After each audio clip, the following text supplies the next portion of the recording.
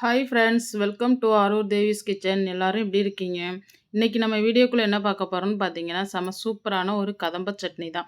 வாங்க, இது இட்லி, தோசை எல்லாத்துக்குமே நம்ம வச்சு சாப்பிடும்போது செம டேஸ்ட்டாக இருக்கும். வாங்க எப்படி செய்கிறதுன்னு பார்க்கலாம். இப்போ நம்ம வீடியோக்குள்ளே போகலாம். இப்போ பார்த்தீங்கன்னா, நான் அடுப்பில் ஒரு கடாய் வச்சுட்டு ஒரு 2 ஸ்பூன் அளவுக்கு நல்லெண்ணெய் சேர்த்துக்கிட்டேன். ஒரு 25லேருந்து 30 வெங்காயம் அளவுக்கு சின்ன வெங்காயம் சேர்த்துங்க. அப்புறம் கூடவே ஒரு பெரிய வெங்காயம் சேர்த்துங்க. இப்போ இது எல்லாத்தையும் சேர்த்து நம்ம நல்லா வதக்கி எடுத்துக்கலாம்.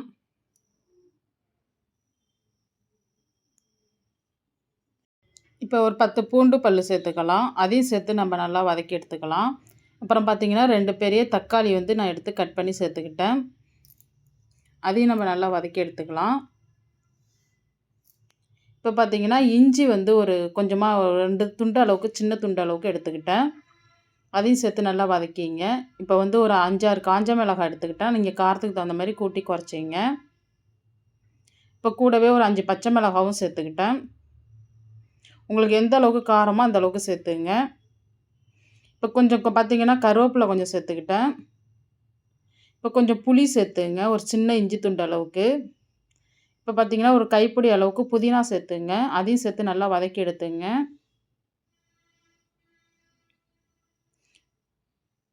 எல்லாம் நல்லா வதங்கின பிறகு பார்த்தீங்கன்னா கொஞ்சம் கூடவே நம்ம கொத்தமல்லி தழையும் சேர்த்துக்கலாம்.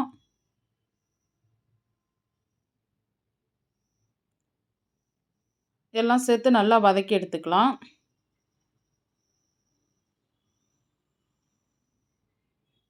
இப்போ கொஞ்சமாக நம்ம உப்பு சேர்த்துக்கலாம்.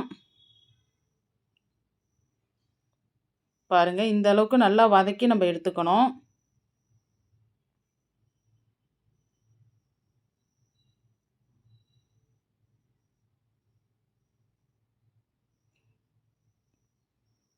பாருங்கள், எல்லாம் நல்லா வதங்கிடுச்சு. இப்போ பார்த்தீங்கன்னா நம்ம வந்து இதை ஆற வச்சு நம்ம மிக்ஸி ஜாரில் கொடுத்து அரைச்சி எடுத்துக்கலாம். நீங்கள் அம்மியில் அரைக்க முடியும்னாலும் அம்மியில் அரைச்சி எடுத்துங்க, நல்லாயிருக்கும். அம்மியில் அரைக்கிறது இன்னும் நல்லா டேஸ்ட்டாக இருக்கும். இப்போ நம்ம ஒரு மிக்ஸி ஜாரில் கொடுத்து நம்ம இதை அரைச்சி எடுத்துக்குவோம். கொஞ்சம் நல்லா நைஸாகவே அரைச்சி எடுத்துங்க சட்னிக்கு. பாருங்கள், இந்த அளவுக்கு நல்லா நைஸாக அரைச்சி எடுத்துங்க. இப்போ நம்ம இதை வந்து ஒரு தாளிப்பு கொடுத்துருவோம். நல்லா எண்ணெய் நல்லா கொஞ்சம் தாராளமாக சேர்த்துங்க. நல்லா கடுகு சேர்த்து எண்ணெய் தாளித்து நம்ம சேர்த்துக்கலாம் சட்னி கூட. அவ்வளோதான் ஃப்ரெண்ட்ஸ், நம்ம சூப்பராக ரெடி ஆகிடுச்சு பாருங்கள். நீங்களும் இதே மாதிரி செஞ்சு பார்த்துட்டு எப்படி இருக்குன்னு எனக்கு கமெண்ட்ஸில் சொல்லுங்கள்.